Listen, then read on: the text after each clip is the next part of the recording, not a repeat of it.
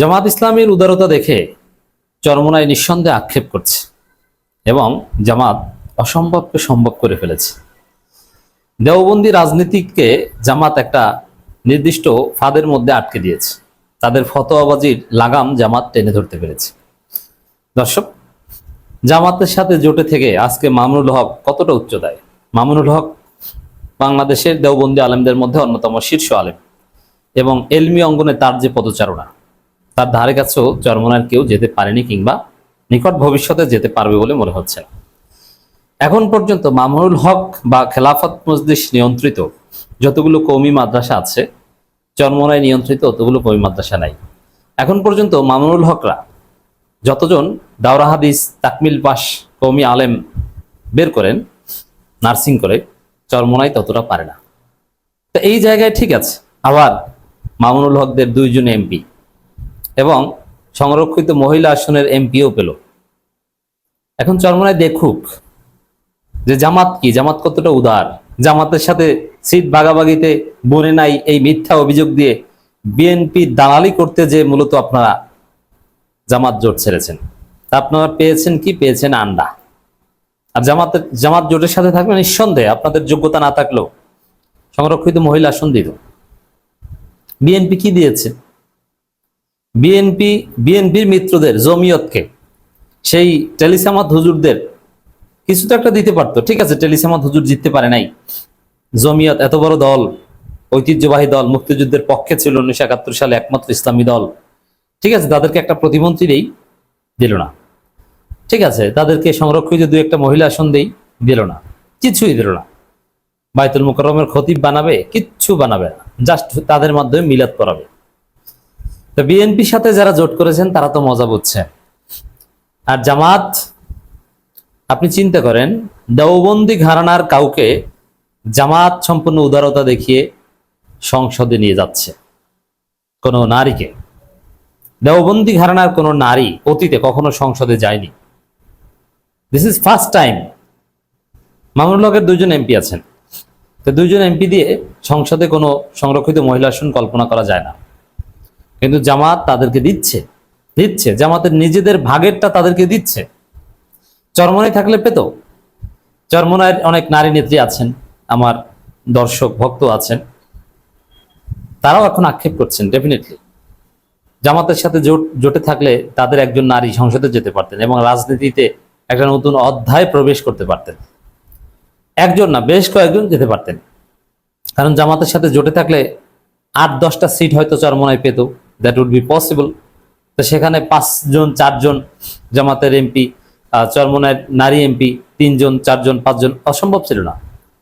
তা জামাত তো অসম্ভবকে সম্ভব করে নিজেদের ভাগেরটা অন্যদেরকে দিচ্ছে, এনসিপিকে দিচ্ছে, জাকপাকে দিচ্ছে, মামুনুল হককে দিচ্ছে, সামান্য অল্প কয়েকটা তার মধ্যে ভাগ করে দিয়ে দিচ্ছে। আর বিএনপি কাউকেই দিচ্ছে না। তা জামাতের এই উদারতা দেখে চরমোনাই ডেফিনেটলি আক্ষেপ করছে যে ইস, আমরা যদি জামাতের সাথে জোটে থাকতাম আমরাও তো এরকম পেতাম। শুধু সরকারি দলের সাথে জোট করলে লাভবান হওয়া যায়, বিষয়টা এরকম নয়।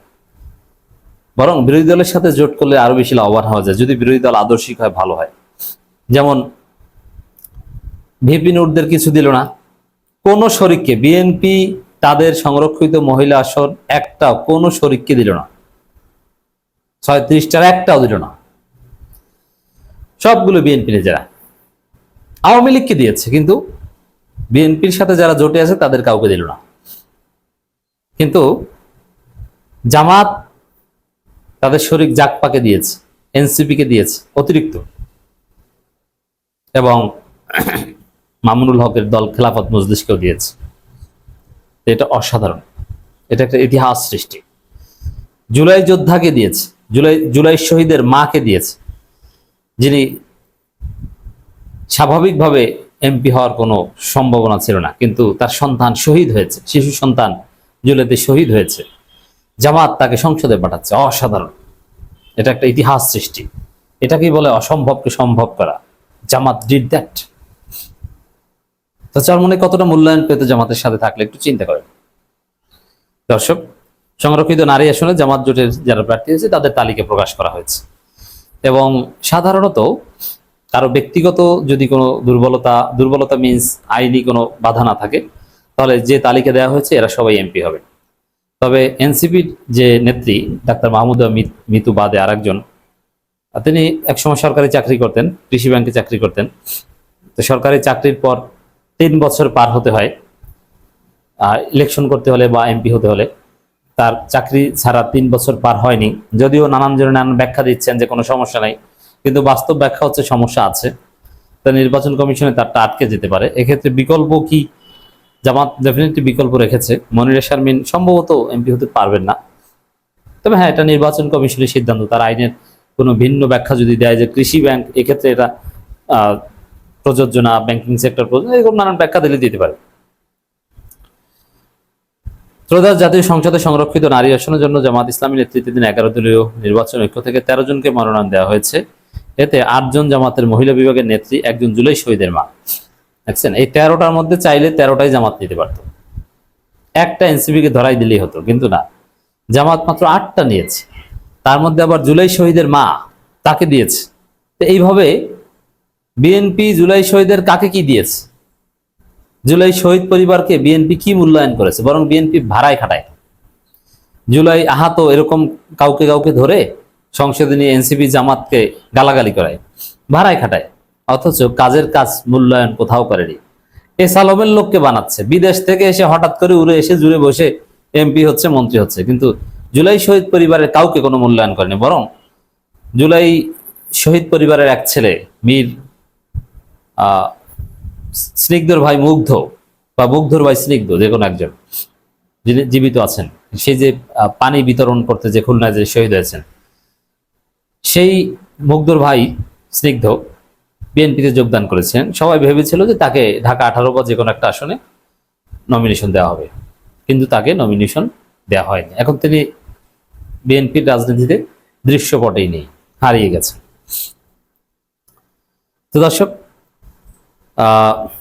জামাত কিভাবে প্রকৃত জুলাইপন্থী দল যে জামাত, এটা এখানে প্রমাণিত হল।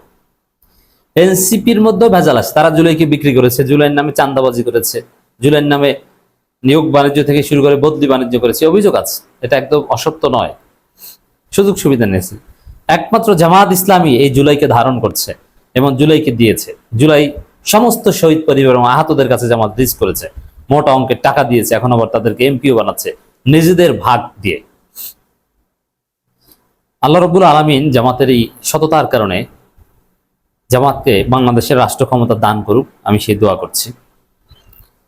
এনসিপিকে দুইটা দিয়েছে, জাকপাকে একটা, খেলাফত মজলিসের একজন করে মনোনয়ন দেওয়া হয়েছে। এটা খুব অসাধারণ হয়েছে। এখন খেলাফত মজলিস মামুনুল হক দেওবন্দীদেরকে মানে ইচ্ছে মতো জামাতের বিরুদ্ধে ফতোয়া দেওয়া যাবে না, জামাতের সাথে দেওবন্দীরাও যুক্ত হলো যে নারী প্রশ্নে বা এই প্রশ্নে সেই প্রশ্নে। তো জামাত এটা একটা অসাধারণ কাজ করলো, এই ত্যাগের মাধ্যমে মূলত দেওবন্দীদের ফতোয়ার রাস্তা বন্ধ করে দিল।